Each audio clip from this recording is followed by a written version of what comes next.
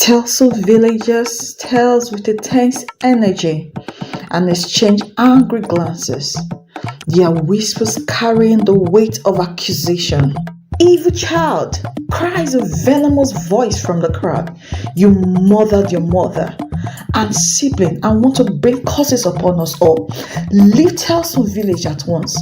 The ash words cut through the air like a sharp blade. Young Daisy, no more than 10 years old, was chased by the ruthless crowd. She fled in terror, her heart pounding in her chest. Tears streamed down her death-stained cheeks as she stumbled and nearly collapsed. But still, she pressed on, driven by a primal instinct to survive. Finally, with nowhere left to run, Daisy ran to the deep forbidden forest, and it is said that anyone who goes in never survives. The villagers returned to their hut as they saw Daisy enter the forbidden forest, their faces with satisfaction, with the accusations still echoing in the village. The forest awakens with a soft rustle of leaves, a symphony of life that pulses through its ancient veins. Sunlight filters through the emerald canopy above, casting a kaleidoscope of shadows upon the moss-covered floor. Shafts of golden light dance amidst the swaying branches, illuminating the hidden wonders that lie within. Hidden from the prying eyes of the village, Daisy, who has been cast out from the only home she has ever known, and forced to flee the village that once nurtured her, has found solace amidst the whispering trees and gentle murmurs of the forest. Here, she is free from the harsh judgment of those who could not see beyond the surface, free to forge her own path in a world that seeks to confine her. Amidst the solitude of the forest, she finds a strength she never knew she possessed, a resilience that carries her through even the darkest of nights. With practiced hands, Daisy gathers herbs and vegetables from the forest floor, their vibrant colors a testament to the abundance of life that surrounds her. Though her clothes are worn and her face bears the marks of hardship, there is a resilience in her spirit that refuses to be extinguished as she carries the herbs. Daisy arranges the vegetables carefully in a pot suspended over the fire. The flames dancing beneath its sturdy frame. As the savory aroma of her cooking fills the air, the girl's thought drifts to the village she once called home, but shook it off and continued with her cooking joyfully.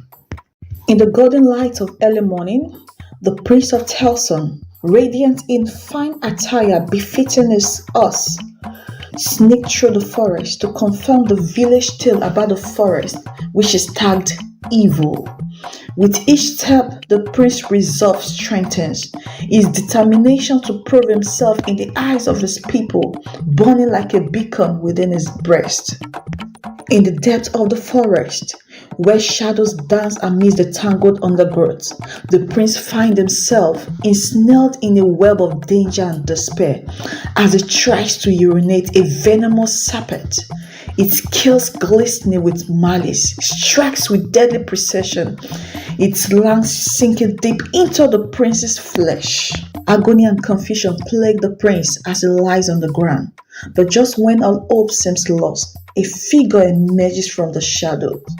It was Daisy, with eyes as bright as stars and a spirit as fierce as the flames of a raging fire.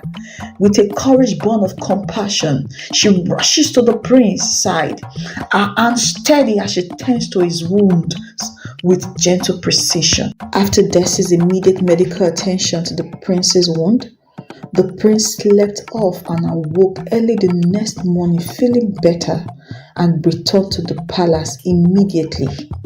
Afterwards, the prince continued visiting Daisy in the forest.